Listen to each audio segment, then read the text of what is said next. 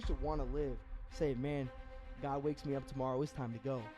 What you do subconsciously builds your own image of yourself. And a lot of times when people take the little things that they say they're going to do and they don't do them, you subconsciously start to distrust yourself. Welcome back to the Minority Mind Podcast. I'm here again with the Young Upcoming Professional segment. Today we have Anthony Kasper. I'm going to let him speak for himself, but he is a young guy that I can tell you right now, there's a ton of people that need to learn from him. So, Anthony, can you please introduce yourself? What would you actually say if someone was to come up to you and say, what do you do? Who are you? What would your answer be to that? That's a great question. First of all, I want to thank Adebayo here for having me. That's what's up. Adebayo is my man. But also, my name is Anthony Kasper. I'm 21 years old. I dropped out of college. That was something that I decided to do on my own. But also, I did that because I believe that you should want to bet on yourself. You should truly be who you are. And for me, that wasn't the route that I wanted to go into. So what do I do now? I describe myself as an entrepreneur, but I'm also a man of faith. God is the one that is top of the line in my life. So we got God at the top, entrepreneur and family, family, entrepreneurship, and realistically just building that up over time. But I believe that God put me here for a purpose, and that purpose is to help and to serve as many people as possible. So, I want to serve God, but also I want to bring God into the life of my family. That's what's really important to me right now in my life. Now, I never want to force anything on it. Now, realistically, I am a guy where you come talk to me. If you bring up God or faith or life or anything, I want that conversation, and I want it now. That's pretty much who I am. But realistically, I want to spread that love to my family and then my peers around me, and that's kind of who I am. I just want to love.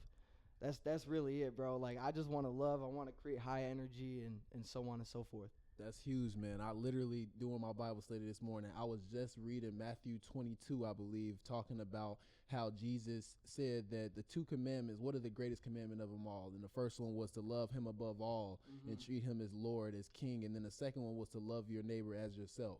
So I can really relate to that. And it's right in line with the scripture. It's right in line with what Jesus actually said, the gospel. So that's huge, man. I know that can be a tough feat, though, because sometimes we want to bring and help people in our environment. And they don't necessarily want to take the information, or they're not ready yet. And then you think back to, like, what I've taken this information at a certain point in my life either. Like, if I was in high school, freshman year, sophomore, junior, I think it happened when it needed to happen. I think it was a part of God's plan, because I wouldn't have taken the information if it wasn't for things that happened in my life. But that's huge, man. That's a huge mission. I know you got a huge heart because of that.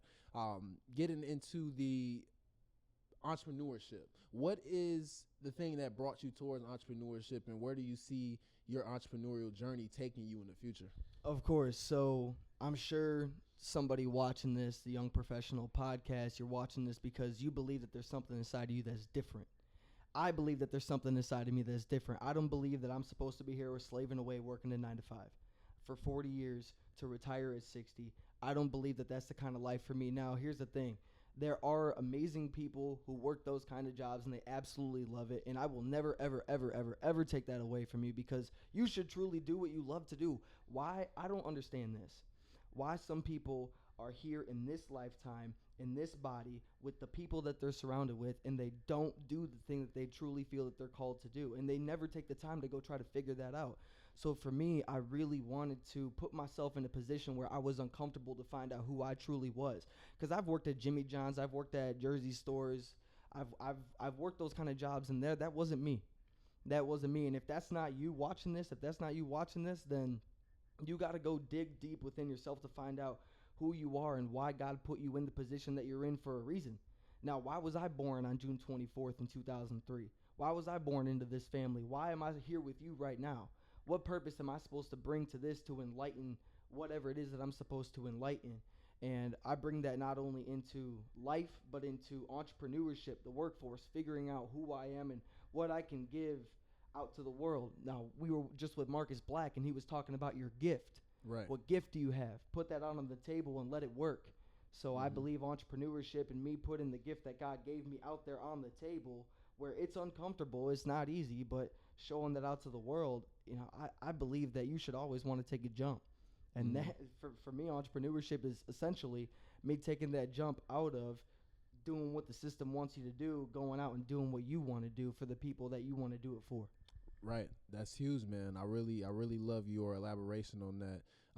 Talking about specifically entrepreneurship and betting on yourself. And like you pointed out, there's people in 9-to-5 roles that are honestly benefiting this country. And I believe everyone, it's a stepping stone. Like for everyone, either you're going to stay there, or it's going to be a stepping stone to where you're going to go. And, for a lot of people, they want more freedom. They want to bet on themselves, but they're not willing to do it. So you taking that step early, and trying to navigate that landscape before a lot of other people even will try is a good thing.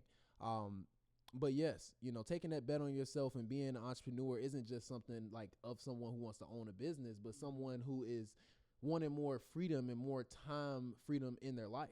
Because time freedom is associated with being an entrepreneur by, even the smallest means. You could be someone that works a 9-to-5 and, you take your extra money that you put away and you go buy real estate. Now you're a entrepreneur in the sense that you're an investor. You actually collect cash flow every month. You run a portfolio of real estate to where you provide housing and get paid for that. So ultimately, you can step in that entrepreneurial realm without going 100% in. And that's my point of view of what everyone should do. I think even if you do decide to be an employee, everyone should invest. You should have some sort of investment that puts you in the category of owner and not necessarily worker, so that you can reap the benefits of that time freedom that creates. Because, now that you have this extra money coming in, maybe you don't have to work 40 hours a week now. Maybe you can work 20, and then the 40, that's money you don't have to work as hard for, so you can go spend it with your family. Do things that we actually know are the most valuable things to do in life, the stuff we can't pay for. So that's huge, man. That's really huge. So stepping into the entrepreneurial realm, what is a tip or something that you've learned so far since you've been an entrepreneur that has catapulted your understanding of the world and how to actually navigate it better? This is one of my favorite things to talk about. This exact thing that I'm about to bring up, I talk about this in my content a lot. I'm very blessed that you asked that question, because people get into entrepreneurship and they get into jobs and they say, all right, cool, I'm going to get into this. This is going to be a great opportunity. I know it's going to get hard, but I'm going to go full force. I'm going to go do it. Then they get into it, and then they find out what hard is. And then they go, dang, this is harder than I thought. And then guess what? They get out of the uncomfortable to go back to being comfortable. So the number one thing about entrepreneurship is you're going to get into it. But when you get into it, you know that it's going to be hard. But then when you're in it and you know it's hard, dude, this is what hard feels like. You got to keep going no matter what, because you're going to live a hard life either way. You're going to live a hard life trying to be great and eventually get in there, because if you never give up, you'll get there. Or you're going to live a hard life wishing that you were great, and you're just going to stand on the sidelines the whole time. You'll never get in the game. You might as well get in the game. You think playing in the game is hard? I mean, I played 3 sports. Getting in the game and getting whacked as a linebacker by a pulling guard, that's not easy. But you get back up and you get into the next play and you keep going. You don't run to the sidelines and go say, Coach, I'm done, I got hit. You don't do that. Those who play sports analogy for you. But seriously, you got to keep getting, like they say, get knocked down, get up, get knocked down, get up. But how many times do we really actually live that way? I don't think many people truly live that way. But if you want to be great, you actually have to get back up, because you're going to lose money. You might file for bankruptcy. You might lose friends and family along the way that are going to support you. People are going to doubt you. You're going to feel alone on an island. It's going to be hard. There's going to be early mornings and late nights. You're going to be posting content where people are going to say negative things and they're not going to repost. You're going to find out who truly is in your inner circle or not. It's a bunch of different things. It's like, dang, this is hard. But it's when you push through that, man, that you finally get the life that you've always been dreaming of. God would never give you a vision without the ability to accomplish it. And you're going to see that once you push past hard. Mm-hmm. That's huge. Pushing past hard. Some people learn that lesson the hard way. And I would say that, especially with the sports analogy I did, I specifically learned that lesson the hard way. Trying to play basketball, most of my middle school, high school years, I moved out to the south suburbs outside Chicago my 8th grade year, started playing basketball, because I didn't really play basketball in the city or take it seriously until I came out to the suburbs and found out that, hey, I actually like playing this. My 8th grade year, I made 8 points the entire year. And then the summer between 8th grade and freshman year, all I did was practice. I went from that to playing in the summer league where I averaged like 15 points per game. Freshman year, didn't get to play like I wanted to, but I played B team, 15 points per game. Sophomore year, started playing in the city more. I wanted to get around better competition because in order to push past hard, you have to get around those environments that don't feel comfortable. So playing against better competition, got good, kept going. But then comes COVID. You know, right when it's about time to go to college, I didn't actually continue pursuing basketball because I found very quickly that a lot of the things you want can be taken away from you. The offers I had to go play places, I couldn't go. Parents wouldn't let me travel, and I was like, man, defeated. And the truth is, you don't want to learn the lessons that way because, you know, I can always think back and like, what if? What if I would have just, you know, waited it out, you know, tried to do again. I just decided to go to the entrepreneurial route and to work. And what you hit on is perfect because you don't want to have that regret of, oh man, what if I kept pushing through it? I don't have regret now because I understand that I love what I'm doing now, but the what ifs will always hit you. Even when you try to pivot past, they will always hit you like, man, what if I would have just kept doing that? So that's huge with pushing past hard. Don't let there be what ifs in your life. You don't want that. But let's talk about the sports analogy a little bit more because I know that playing sports, it builds mental resilience, honestly, like mental resilience, you know, getting yelled at by coaches, actually, you know, getting better because, you know, you can't play sports long in any sort of level, high school, anything, unless you get better or you get cut. What do you think sports actually played in your role of becoming the person you are? Because I know you hit on it a little bit, but I want to know specifically what were some of the like toughest moments in like whatever sport, because you played multiple. What's toughest moments in those sports that kind of changed how you saw things? Of course. So playing sports, that was who I was. That's the easiest way to put it. That's who I was. When it comes to describing who Anthony Kasper was, it was who I was as an athlete. All right, so I want to put that out there because it's going to set up the framework. When I was a freshman in high school, everything was great except for football. We went 0-9, right? We were 0-9 in football, but how I played individually versus the 8th grade year, I played better. So I saw self-improvement, but with the team, we had a lot to work on, right? So I always like to take away that. You know, I don't ever want to just be like, oh, the team didn't do great. We all sucked. It was like, no, there were a lot of positives. How do we build on that? Right? Then I started wrestling. I started wrestling my freshman year. I remember my freshman year, I walk into the wrestling room. I didn't know how to score a point. I didn't even know what wrestling was. I planned on playing basketball, but I was horrible. I was horrible at basketball. My highest scoring game ever was 11 points. And for me, that was going off. Right? I went crazy that game. 11 points was nuts. But when I was wrestling, I remember not having to score a point. Fast forward 3 months, I was in the regional third place match, and last second I got a takedown to move on to sectionals. And this was my freshman year, never knowing how to score a point. 3 months later, ended up going to sectionals. That was a blessing. Freshman year baseball, I played, that went well. Sophomore year, won state in football. That was crazy. Wrestling, made sectionals again. Baseball, I played. Junior year comes around. Junior year, I get my starting spot taken from the varsity team on football. So I went from improving from 8th grade to freshman year, winning the state championship my sophomore year, and getting called up to varsity, playing on kickoff. And then junior year comes around, boom, lost my starting spot game 1, just like that. So, whoa, that's a setback. Going to wrestling, I quit wrestling to focus on baseball and football. That tore apart of me because I loved wrestling, because that's what built a lot of mental resilience, was wrestling. That was the first time I was like, this is hard. This isn't easy. I've never been pushed like this. So stopping that. Baseball comes around, cut from the team. So I sit there, I go, dang, in a year of winning a state championship to the next year, getting cut and losing a starting spot and having to stop another sport to focus on the other two to go to college. So where do I even go from here? Because remember, that's who I was as a person. So when my athletic stature dropped that much, that fast, in just 1 year, you know, that hurt me. Like I didn't even know who I was anymore. But then senior year came around, and that was COVID. We ended up going 6-0 in football. I made the baseball team. I wasn't wrestling, but I ended up getting some offers to go to college, and I did go play D2 baseball and football for 1 year. But after I stopped playing football in baseball, I remember sitting in my car and I was crying. Anyone out there that's played sports, you know, you sit out there and when you stop, it was horrible. I mean, I've been playing baseball since I was 3 years old. Football was who I was. I was going to college. I was planning on playing until right now. Like, I'm 21 right now. I was planning on playing until I was 22, 23. I haven't played in 2 years. So that also comes to show that life could change. Whatever God's plan is for you is bigger than anything that you could have planned for yourself.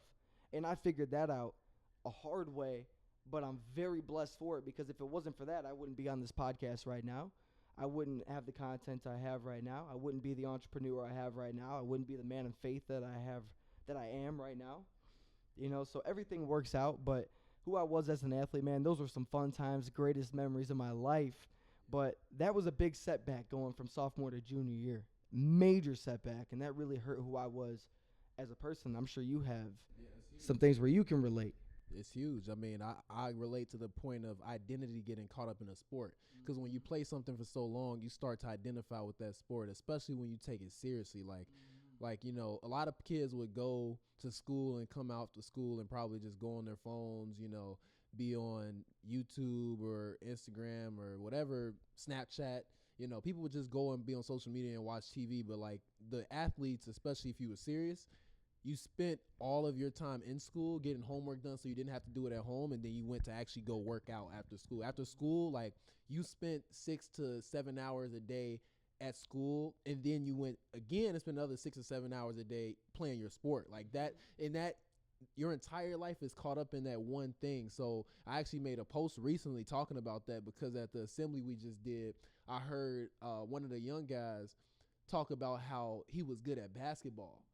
And when we're talking about what they were good at and what they wish they were better at, I wanted to tie that into their actual personal characteristics, because I know how it's going to feel when you tie your identity into something that you do rather than tie your identity with something that you are. You know, I am hardworking in anything that I do. I was hardworking in basketball, so if basketball ever ends, I am still that hardworking person. So, you know, I really do understand the issue with tying our identity in and what we do, because we take ourselves everywhere, not basketball or football or baseball, bro. That's huge. That's a huge epiphany, man, that I wish you could give earlier for people. But when it comes down to the mindset, we talked a little bit about that mindset shift with identity. Let's get into like habits, man. Like what type of bad habits did you have to get rid of, or even just like good habits? Because, bro, we could talk about that all day. All of us, you know, developing younger, there's still people that we know, I'm sure we went to school with, that are like still in deep with some bad habits, and we're like, yeah, we're not doing it anymore. What are your take on some of the bad habits you have to get away from? And then maybe we'll talk later on good habits you implemented. Of course. So I do want to touch on this, because this was the hardest thing when I was going through my transition, was not judging others who were still in the spot that I was at. So when I was going through me trying to find myself again after stopping sports, you know, once I guess found myself in a way, okay, I want to be this entrepreneur. I want to go ahead. I want to do this. I want to do that.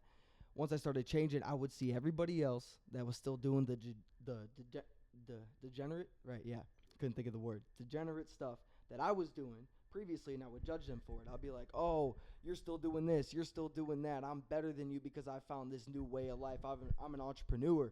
I'm this, that. No. You can't get your head wrapped up in that, because, one, that's going to create ego and pride. And, I mean, when you look at pride, what did the devil do to God? Pride, right? He tried to become God. So pride is very dangerous. So I want to say that first and foremost, because, yes, I see that there are some people out there that are still going out to the bars every single weekend. They're still drinking every single weekend, almost every single day. They're smoking weed every single day. They're doing these things. They're still vaping. They're doing these things. But I did the same thing. We're all on different paths in life. You're on a different path, so you're going to figure yourself out at a different time that I'm going to figure myself out at a different time that you're going to figure yourself out who's watching this. Everybody's going to figure themselves out at a different point. So I can't sit here and judge someone that was doing the same things that I was doing just 2 years ago. But what was I doing? I'll tell you.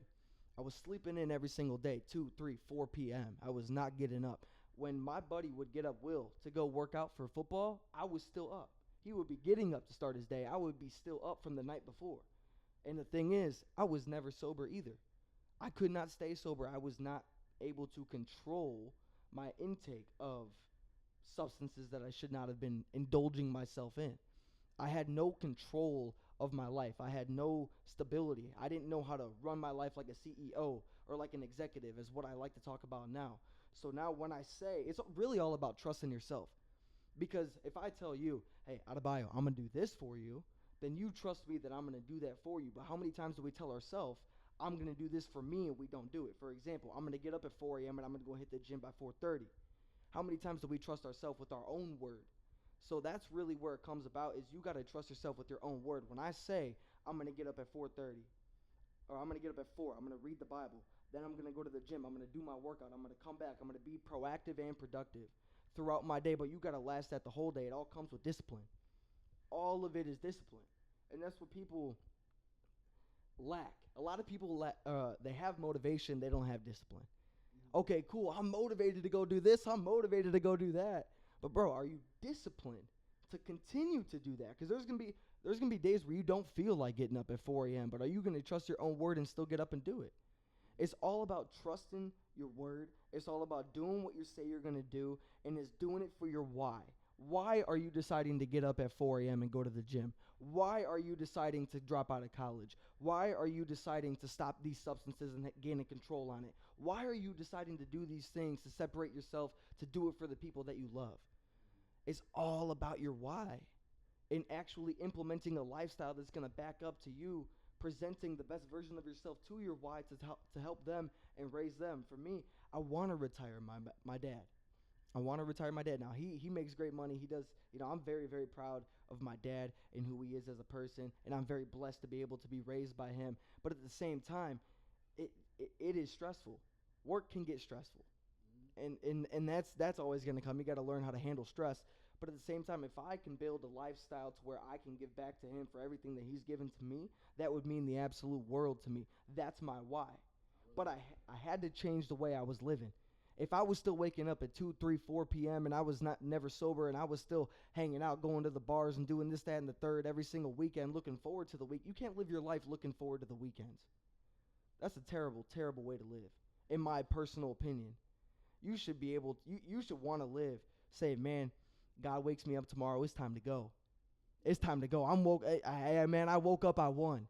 God woke me up, he's not done with me yet. How can I continue to go and use this momentum? You want to get into that flow state, you want to keep going, and that's what's going to keep you going. It's all for your why. It's all for your why and trust in your own word. And that's what I had to implement into my life. But again, you don't want to judge anyone that's not there, because it might not be their time yet. Plus, you don't know what they know and what they've been exposed to. So you got to have some grace with them. But at the same time, if they're willing to listen, drop that wisdom. You just hit on a lot of biblical wisdom, like a lot of biblical wisdom, especially on the side of grace and not judging, especially when we don't understand what people are going through. And that's the biggest thing with me too. Like, I joke around, I'm not gonna lie, behind the scenes, I'll joke around like, man, why is this dude doing that? Or like, and sometimes I will like, man, I want better for these people. Like, I have old friends that I wish were doing different things so that we can still be connected. But there's just some people I had to not necessarily talk to anymore because they were up to doing the, engaging in substances, like doing things, even worse than that, if I'm being honest with you. But I just can't be around the negative behavior. And it's not to judge, it's just to say that we're in different stages, and praying for them, praying that they will come around, and if not come around, that they be safe, that God keeps watching over them. But that's huge, especially around the recognizing of bad habits early. There's people that will not recognize that till later in life. I, as a behavioral health counselor working in the addiction space, I have seen the product of bad environments, of generational traumas, of trauma that kids go through, to where they numb the pain their entire lives and never come back to the realization that that person hurt you, but let's not hurt ourselves now by turning this pain inwards and trying to numb it. Let's get over it. Let's get past it. And we didn't necessarily have the same mental health awareness or the same consideration parents have for their kids' emotions that we probably are moving towards today. There's people that have trauma they've never talked to anyone about. So with them indulging in substances, with them taking the wrong path to just live life in a way that they enjoy every single moment of it, and sometimes damaging ways, we don't know. Like, and that's the biggest thing with not judging. It's like, I may not see the pain behind your eyes, but I know that there's something there. That's the biggest thing with me. I know that there's something there. So that's huge. But getting over those bad habits, the habits, and recognizing that early, because kudos to that. A lot of people don't, and me myself, like I've never had an extreme bad habit with any sort of substances, but I remember times where, you know, I definitely engaged in some, you know, drinking or smoking, and I'm like, yeah, I know for a fact I cannot do this the rest of my life and get the life I want. But in terms of refining that good habits that actually get you the life you want, what habits did you implement afterwards? I know we talk about God a lot and staying close to him. Are there any other habits that you would recommend someone else implements that you implemented when you tried to get the life you wanted to live? I would say, number one, seek that relationship with God.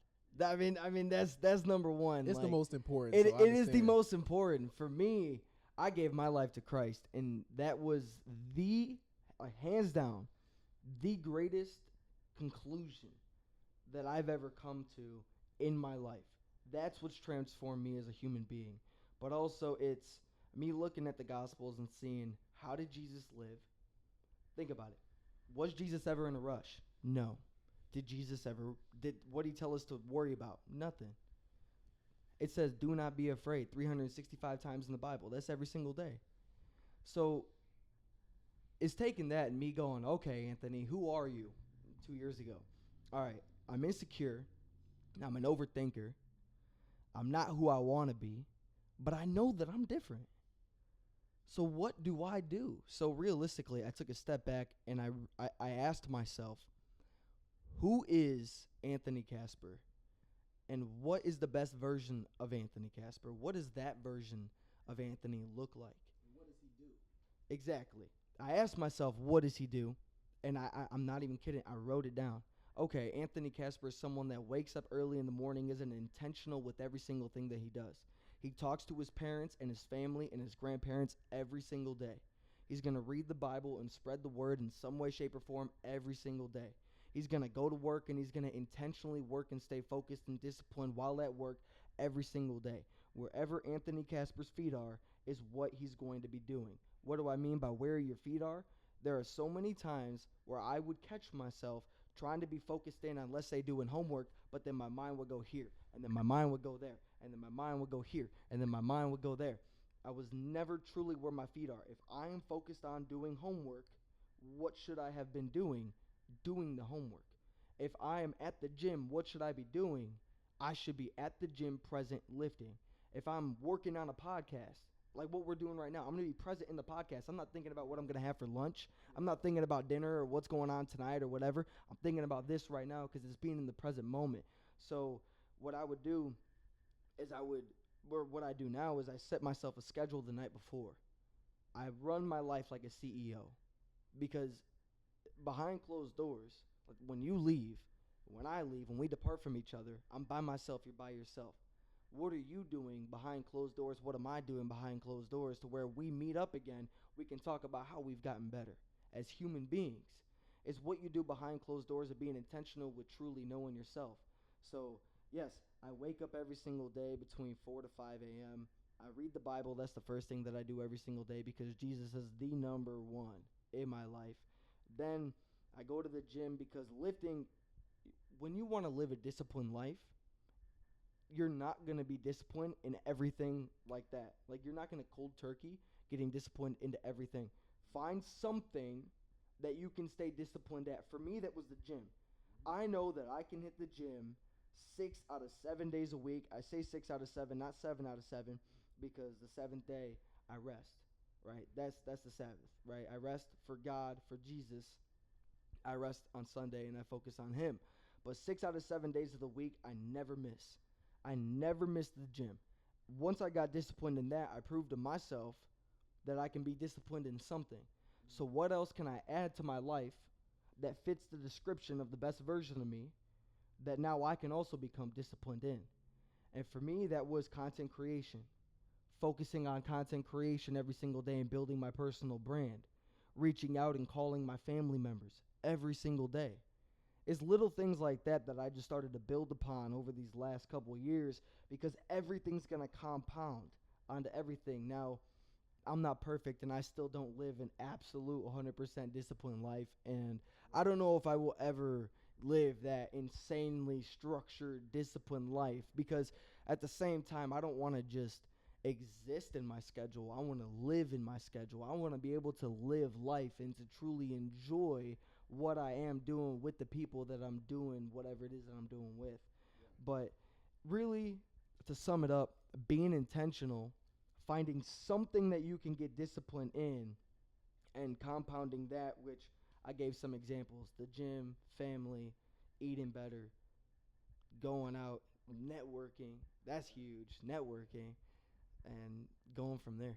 Man, you talked on a lot of good points, and I didn't want to disrupt you. You hit a lot of good points, especially around the fact of knowing yourself, and you basically use like a stepping stone, like ladder based on building discipline. You started with your body. It was like, okay, I can do this. You know, you began to trust yourself and knowing yourself, and trusting yourself is huge. You know, like you said, we're going to depart from here, and the only person that's going to hold us disciplined to what we want is going to be ourselves. There's not going to be anyone that's going to tell me just because I wrote something down on the schedule, I have to do it. But if I want to reconnect with you later and actually be better and what I said I was going to be better on and do what I said I was going to do, I'm going to have to execute when no one's watching.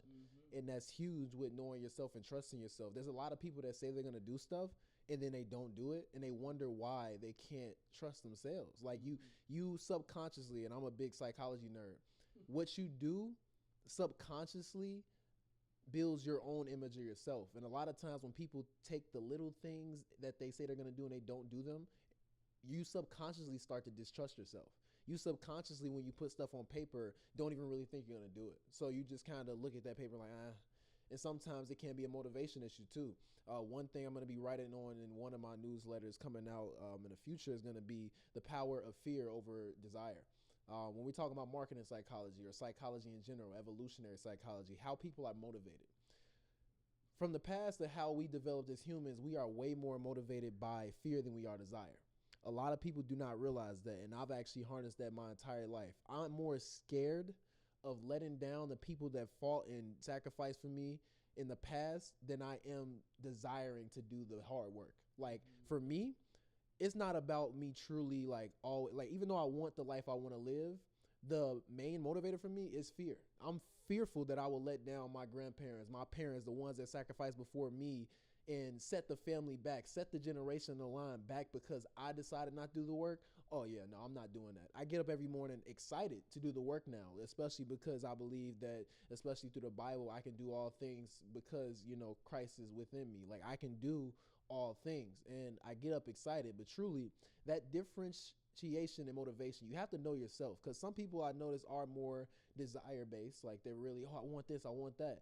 But even that can be not necessarily a good thing at times, especially when you want to do negative things. Like you want to numb the temporary pain for momentary pleasure. And if you don't allow for the temporary pain, you won't get that long-term pleasure that we're all seeking. We want a fulfilled life. We want to actually accomplish things that, frankly, not everyone accomplishes. Even living in America, I let people gain perspective. When you live in America and you make minimum wage, you still are one of the most richest people in the world. And a lot of people don't hit on that perspective. And that's why, the Bible talks about being thankful. Like, I don't think people are thankful enough because we get so used to these things. Even minimum wage people, there are homeless people with more benefits than people in other countries that are in third world countries right now. They don't get free health care. They don't get homeless shelters to go in. Like, literally, there are people fighting for their lives right now as we sit here and strive for better. So we give. We are grateful. We give grace. We understand that there's so many multitudes of factors that we're not even aware of that are affecting other people's lives. So you really hit it on a nail with the identity, knowing yourself, building upon those habits to get the life you want to live, and starting somewhere with discipline. But I also wanted to talk about that motivation piece, because sometimes it may not be the discipline for you. Sometimes it's that you're not, like, you don't accept the realization that there are things that you should fear. There are things that you should fear. Of course, I understand that growing up, I lost a grandparent that I cared about very young. And that made me realize that life is is very short. And I'm not glad, but I am appreciative of that realization early, because some people never realize that.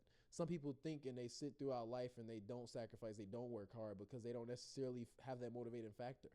But when you realize how short life is, you will either decide to say, okay, I'm going to live my life for short-term pleasure, or I'm going to live my life to keep pushing the needle for like the people before me did. So that's huge, man. Let's move away from the habits. I want to touch on the networking piece, because you did touch on that at the end. You were talking about actual networking, because getting disciplined in networking is huge. Like we were talking about how to communicate better. You know, we're both doing speaking, you know, getting better at speaking and doing these public presentations at assemblies, and just becoming a speaker. What do you believe is something that would help you communicate better, especially when you're networking? Because some of us, especially out of high school, we don't necessarily go and reach out to the older individuals that are farther in their careers and realize that that's like the biggest cheat code in the game of life. Like learning from people who've been there already and listening to where they messed up and saying, okay, I'll do what you did right and I'll avoid what you did wrong, and now I'm there faster. And that's the cheat code, learning from other people. What do you think can help people communicate better and also learn how to network better? Well, that's the big thing is you can go out and try yourself. You should most definitely go out and try yourself. You know, when taking risks, when getting uncomfortable, whatever it might be. But what people don't understand is instead of taking 2 steps forward and a step back yourself, and 2 steps forward and maybe 2 steps back, and then you can eliminate that step back just by talking to somebody who's already been there, done that. So you can eliminate that time of you having to go back and recuperate and try to figure it out yourself by talking to somebody that's already done that. So now you're already, instead of taking 2 steps, 1 back, 2 steps, 2 back, now you're 2 steps, another forward, 2 steps, another forward, because you're going out. You're not taking that step back because you're reaching out to people who have already been there, done that. So that's huge. And also, I know a lot of people say it's not what you know, it's who you know. But I want to add a little bit to that, and credit to Jari Mack, but it's not what you know, it's who you know, because who you know becomes what you know. And you take that and you implement that into any and every conversation that you come across. But when it comes to getting those conversations, there are networking events all over the place. I was just in Kalamazoo. It's insane. It's insane. We were in Kalamazoo. I was there at Western Michigan, and I had no idea there were any type of networking events or anything like that. Boom, go on LinkedIn, networking event, downtown Kalamazoo, go there, meet some people. There are networking events everywhere for young, like-minded individuals. Caden Vittorini, the Vit Factor, hosts networking events at the Bolingbrook Golf Club, has hosted 2 of them and has had almost 400 people. You know what I mean? So there are networking events everywhere. But simply, let's say you're into real estate and you want to go, you're a wholesaler or whatever it might be. There are auctions that you can go to, public auctions where they're bidding off houses and whatnot. You can go there and talk to investors and learn. You know what I mean? Like there are opportunities everywhere. You can go to a golf club. You know how many people have a lot of bread that are at a golf club? Yeah. You know what I mean? Like everywhere.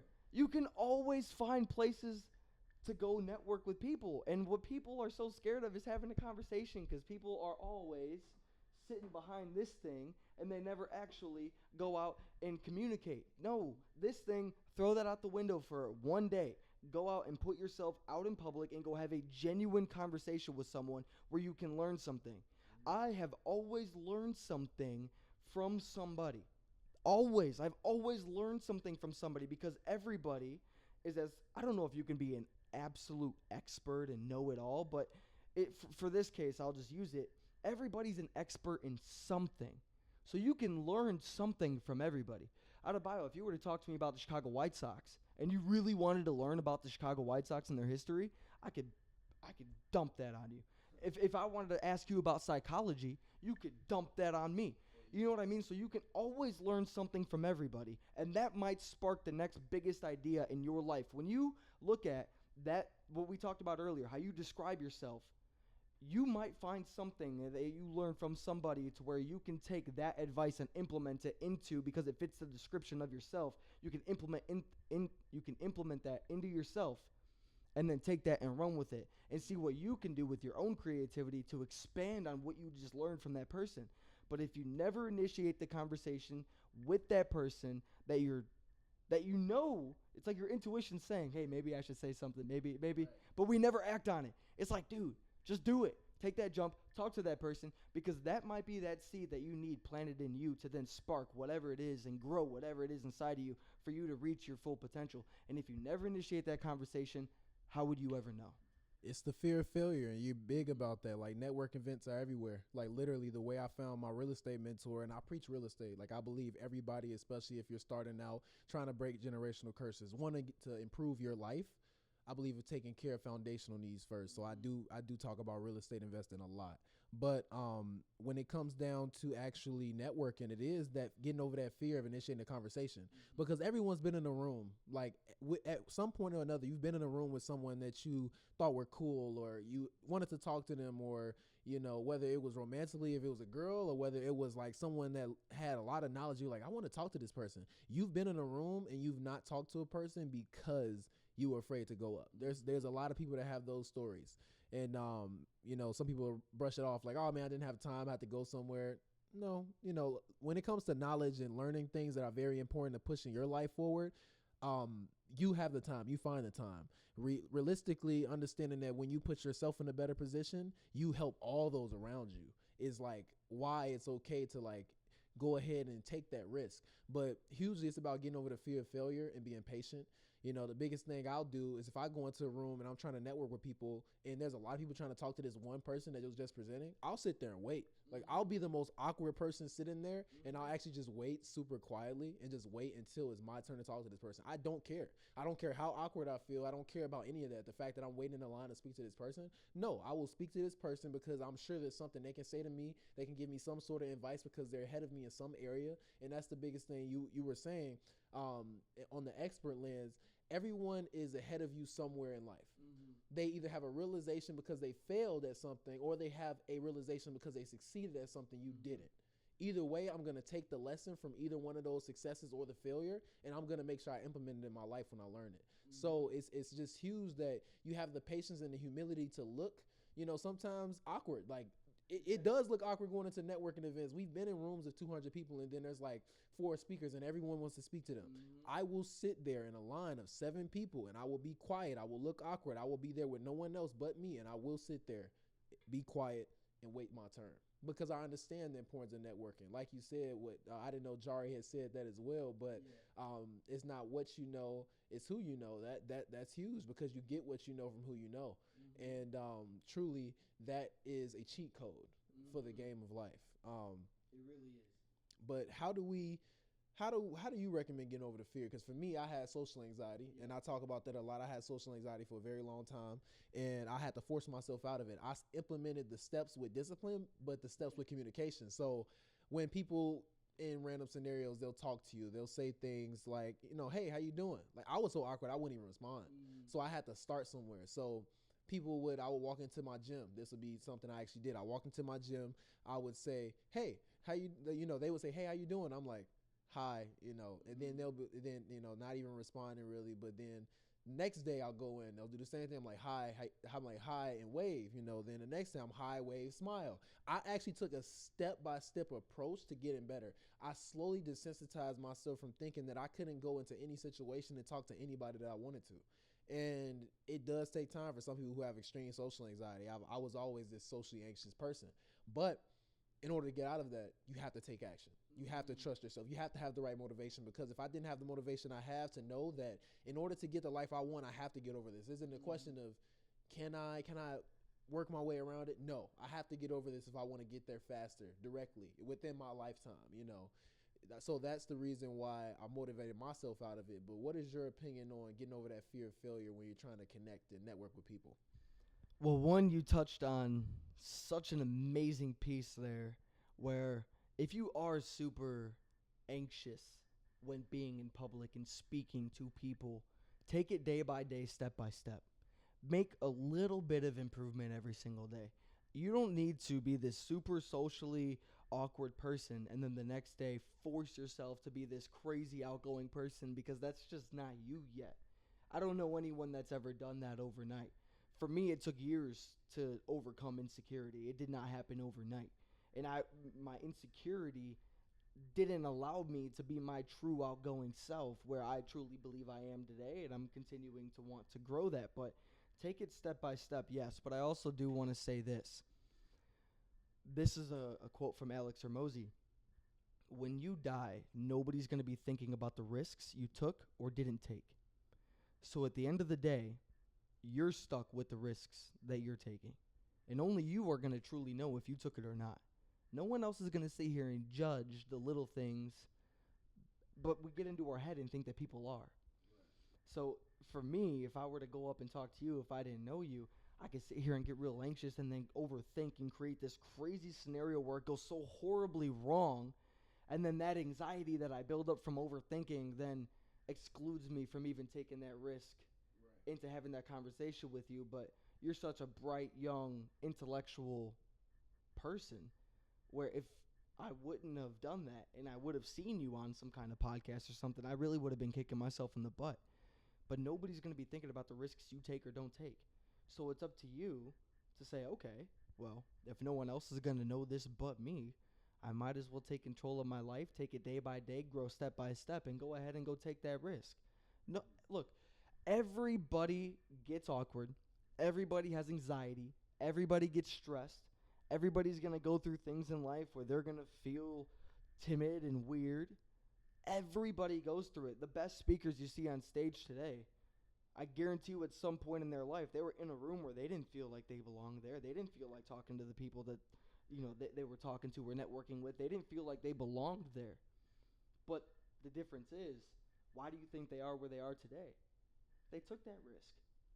They didn't care. You got to put on that I don't care cover. You got to put yourself out there and do things that are different. If you want the life you always wanted to live, it's all about you going out there and networking with those people. But you got to network. Yes, you can learn a lot by yourself. Trust me, I've become a lot more introverted as time has gone on, and I've spent a lot of time by myself. But at the same time, when it comes to talking with other people, what's the absolute worst thing that can happen? What's the absolute worst thing that can happen if you go ahead and talk to somebody? They're not going to respond, and then you're back to where you were if you would have never initiated the conversation anyways.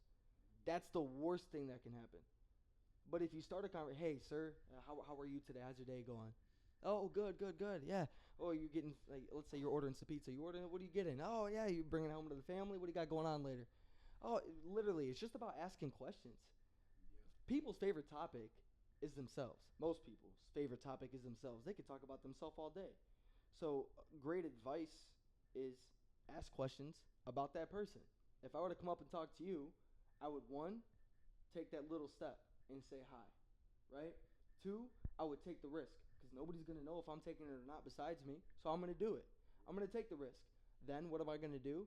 I'm going to talk to you and ask you questions about you and see if I can ask enough questions to gain common interest where we can expand on that conversation.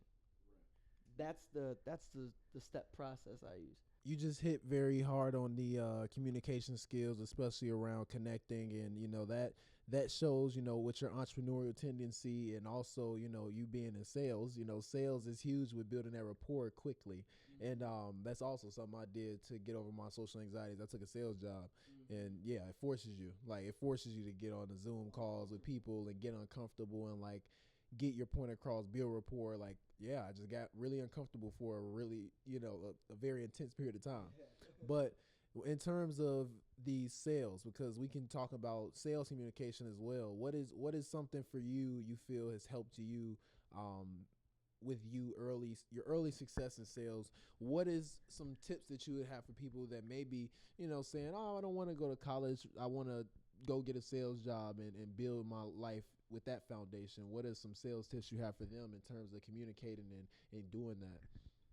One, if you don't know who you are, find out who you are and deep dive what we talked about earlier. See what the best version of yourself is and work every day to become that. But simply, if you know who you are, it's as simply put as be yourself. When you're on the phone, be yourself. So many people sound so scripted, and they think that they need to read the script and go line by line by line, and they totally forget that they're a human being and they're talking to a human being. You've been on the other many people have been on the other sides of sales calls. or a sales presentation when someone comes to the door. If someone came to my door and tried to sell me solar, hello, Mr. Kasper, I'm here to sell you solar. It's like, bro, what are you doing, dog? Fixtures. Like, if he came, hello, am I talking with Mr. Kasper? Yes, sir. Oh, I'm sorry to take up a little bit of your time, but I'm here presenting solar. You got a couple minutes? Whatever your approach is. I don't sell solar. I don't know, but whatever your approach is simply be a human being. People forget to be a human being and they become a robot. Don't become a robot. Be a human being. It's that simple. I sell life insurance. I hop on the phone. I go, hey, Jackie. Yeah, Jackie. Hey, I'm Anthony Kasper from Globe Life. I'm your family's life insurance agent. How are you doing today? Great. Oh, cool. How are the kids doing? Great. You build that rapport, but you're simply just being a human being. Hello, this is Anthony Kasper calling you from Local 277 American Income Life. How are you doing today? No one wants to talk to you. You sound like everybody else. But also if that person is talking to you a little bit rushed, match their tone. It's that simple. If someone's being super open and confrontational, they want to have a conversation, have a conversation. Match that person. If that person's laid back, they're chilling, they're cooling, yo, man, it's a great day.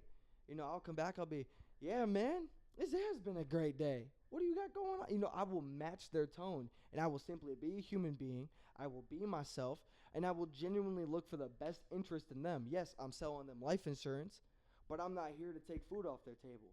I'm here to protect their family. I'm here for the best interest in you. You build that rapport, and you sell yourself. I asked my dad before getting into sales, I go, what's the number one tip that you have? He goes, I never sold any boxes. I sold myself. It's that simple. It's that simple. My dad sells boxes. Boxes, bro. Yeah. You think he goes in and he goes, oh, look how smooth this box is and how 90 degrees it fits in it. No, bro, he doesn't do that. He said, my dad, John Kasper, is a very outgoing person. I've learned a lot from him. He's extroverted, and I most definitely follow that too. You just got to be yourself. What gift has God given you to where you want to go into sales? And then show that gift. You can sell anything. You can sell a piece of grass if you're yourself. If people like you enough, you can sell that grass. This grass is the best. No. Here. You talk about yourself. It's all about talking about. That was a stupid grass. Whatever. But seriously, you can dumb it down that stupid if you are just yourself. People will fall in love with you. Mm-hmm. People will really fall in love with you. So don't overcomplicate it too. It's really simple. There are people in life insurance that make millions of dollars. It doesn't have to be overcomplicated. It is simple. People sell life insurance. They make millions real estate. Mm-hmm. It's simple. You know what I mean? Selling people what they need. Exactly. You're just solving a problem. Remember, you're the problem solver. They have a problem. You are the problem solver. Help them solve it. But be you. Don't be a robot. That's big. That's huge, especially around sales scripts and not reading them line by line and not being authentic in how you speak. That's huge. Some of us get caught up in okay, you do have to become a different person to get the life you want to live, but you don't have to completely lose sight of who you are while doing it. You have to develop your characteristics, your character traits, your habits, but you don't have to lose track of who you are. What makes you you, or else you're just going to be another, cog in the wheel or another, piece in a system. You are authentically you, and you're the best person at being you. So being authentic in that demeanor, in that manner is really, really good that you spoke on that regarding sales. But in terms of the platform that you're building, Caster Connect, spreading positive messages. I've seen a lot of your content, and all you do is spread positivity around God and also around just in general growth and prosperity. What do you see the plans for that in the future? What are the plans for that platform? How do you want to impact people with growing that platform in the future? Discipline. That's the best way to put it. I want to help people live their version, because everyone lives a different life. That's why I'm saying it that way. Their version of the most disciplined life for themselves. I want people to understand that they have a gift, and I want that gift to be presented out to the world. I've come across a lot of friends where I know they have something inside. I see it in some of my friends. I swear I want it more than they do, and that hurts me. It's like, how do I want it more than you, right? So essentially, I want to help people find their gift. Because I see, I'm thinking of this one friend that I have right now specifically, where I'm like, dude, like if you just lock in, bro, like you are so outgoing, bro. If you just put your head down and you go, like you're gonna be something, bro. I see it in you. I'm like, bro, I'm sending you these podcasts. I'm trying to help you out. Like I'm like, bro, please take action. And it doesn't happen, but yeah, he's taking it's been progress, but it's like, bro, like trust me, bro, you have something inside of you. Release that to the world. I want people to understand that you can live a disciplined life. You can become the best version of yourself. You can impact the world in some way, shape, or form. It doesn't matter if you're here on this planet to impact one person in your family or millions of people out there. It doesn't matter who you're supposed to impact, but you can change the world, whether that's just in your inner circle or literally the whole world. It all depends. But Kasper Connect, man, I started that because one, I wanted to spread the good word. I wanted to spread the good word of Jesus Christ, but I also want to spread, I call it becoming mentally shredded, because I like to become shredded in the gym. I think you should become mentally shredded. Why would you not want to be the sharpest version of yourself? It all starts in the mind. It's confidence. It's confidence. So when we were just talking about sales and being yourself, you can't be a low confident version of yourself. You need to be a confident version of yourself. Throw on that Superman suit, go out into the world and do what God has called you to do. It's that simple. I want people to live life, man, and really appreciate who God created them to be. I really want that. So what I plan on doing is putting together a school community where people can go in and they can learn about becoming the best version of themselves with getting into the gym. I'm going to talk about getting into the gym because I think that's a great way to start with discipline. I think that's one of the easiest things to do is getting into the gym. That's one of the best ways to start, right? I also want to talk about communication, what we were just talking about, and getting yourself out there, overcoming the fear of not wanting to take that step.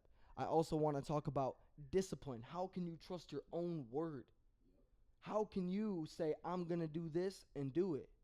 You got to become your most reliable source. Is your word as good as it being done? I heard someone tell me that. Is your word as good as it being done? When I say I'm going to do something, it's good as being done. I remember telling people I was going to buy my first rental property for years. I told them when I was first 17. Like, I kept saying it. Like, it wasn't a matter of like if, it was a matter of like when. Like, how much do I need how much more do I need to know? How much more money do I need to have saved? Like, what do I need to do? And it's done. When I say I'm gonna do it, it's done. And that's huge with trusting your word and taking a transition from your platform, because I know for a fact your platform is gonna keep growing and doing great things, especially with the word and the message you're putting out. I want to take a step back and talk about the book, because I want to make sure we talk about the book we just got through collaborating on. You were a part of that collaborative group that we wrote this book together to help people who wanted to be a part of the 1%, be a part of the people that understand that it's going to take work, people that understand that they can't be like everyone else if they want a life that most people don't live. And that's where we actually collaborated on this book together. And I just want to hear your thoughts on it, hear your thoughts about the mastermind we did too with Marcus Black, Rachel Weaver, and like, let's just talk about it, man. What are you excited for about the book and everything we went through? Well, I'm blessed for the network of people that were there. That's first and foremost. Rachel Weaver and Marcus Black, if whatever camera is going to be looking at me at this time, look them up, reach out to them, because like I can't even tell you how loving and compassionate those two are. I can't even put it into words. When they say that they want the best for the people around them, that's almost probably the best way I could put it. They spent their time with us to help us not only gain focus and stability and clarity on where we want to go after we left that mastermind, but they also help us take our authentic story and put that onto paper for the world to then read. That's beautiful. Who else is taking time out of their life to help some young entrepreneur like-minded kids go ahead and put together a book and make it one of the most best-selling books out there once this is published? So I'm very grateful for Marcus and Rachel, but also everyone that was there. Everyone that was there made it the experience that it was, and I'm very blessed for it. But also, Writing a book, bro, I don't know how to write books. I don't know how to write books. I'm not a very good writer, realistic. Okay, I'm better now. I'm improving, but I haven't really been the greatest in the past. I'm working on it. I've looked at myself as more of a speaker. So put me on a stage. Not put me with a pen and paper and write a book, but also it was a blessing being able to talk about my story. I almost forgot about my story.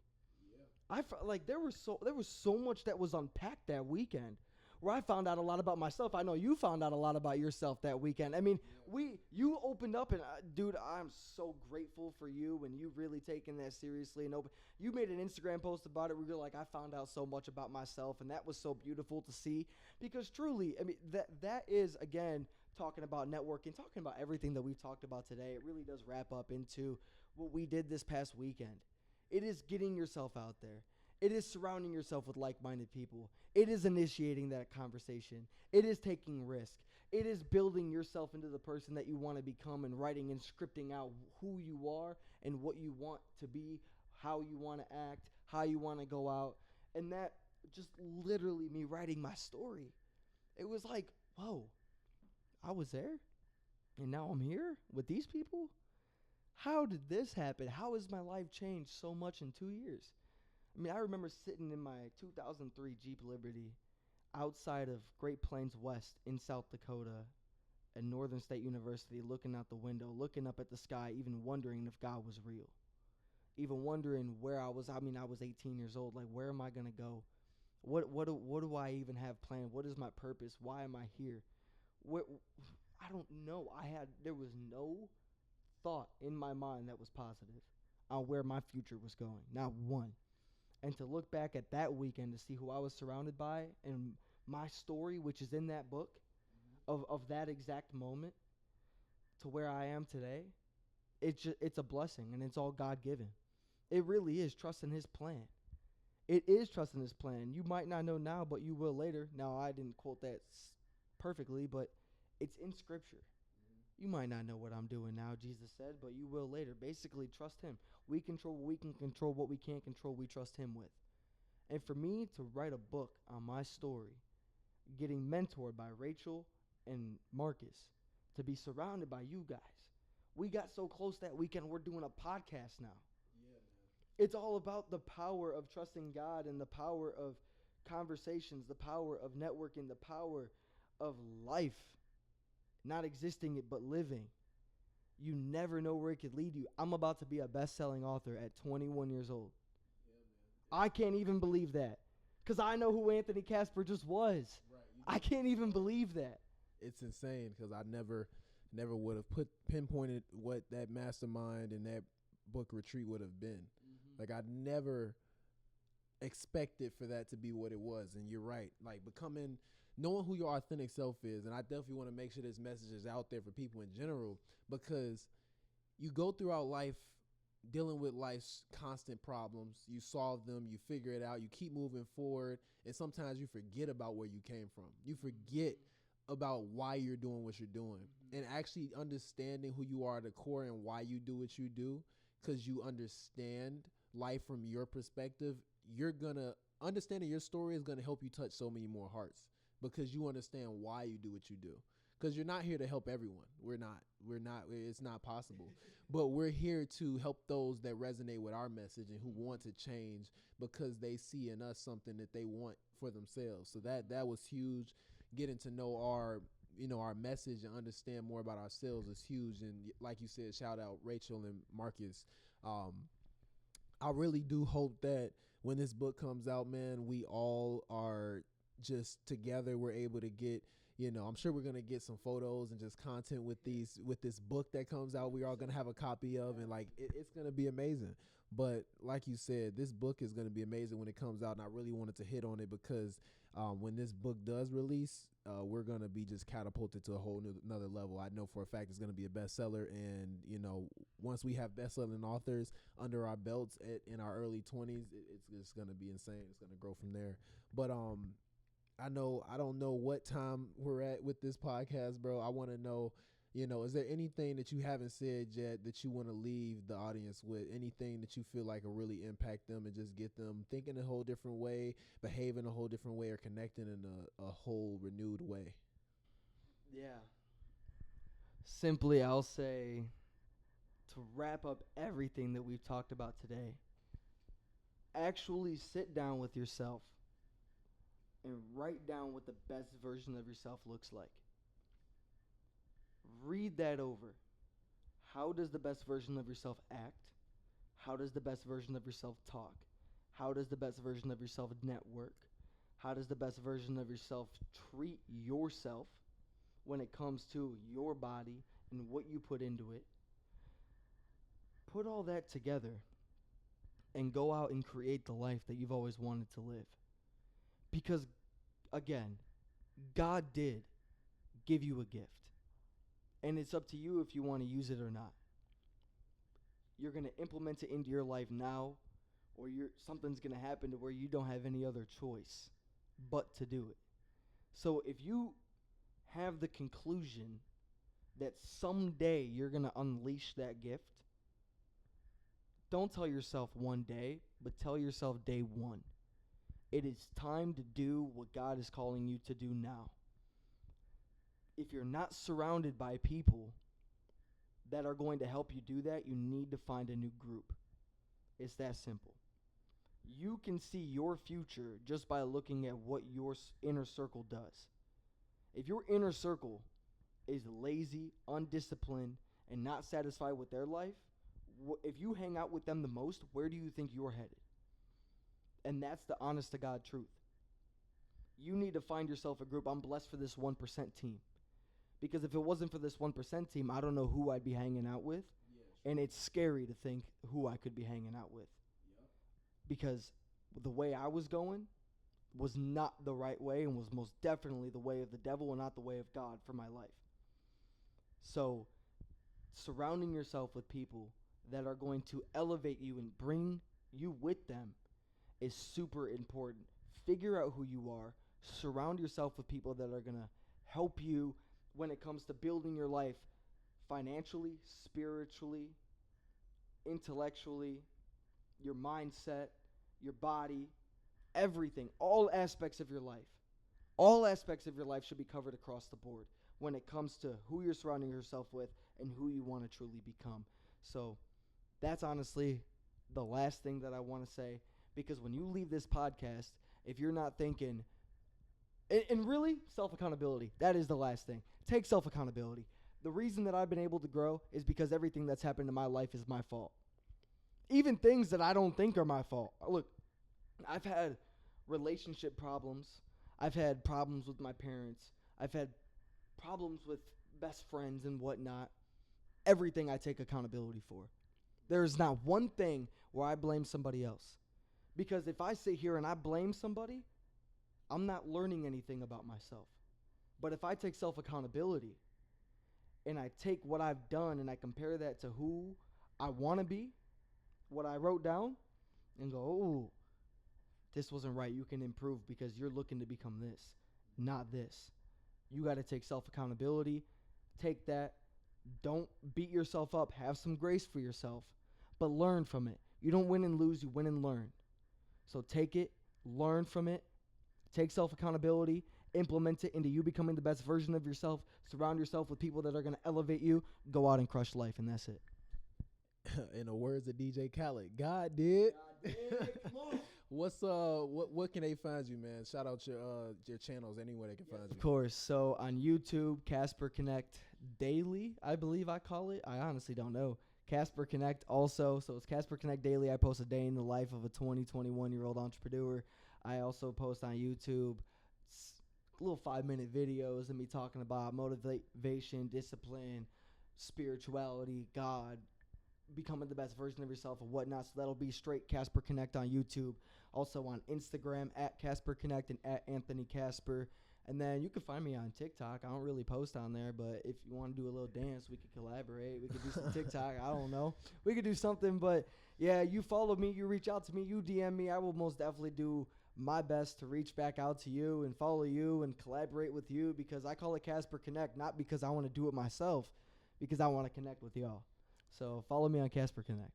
That's perfect. I'll have it all linked in the description. You guys follow him. Peace.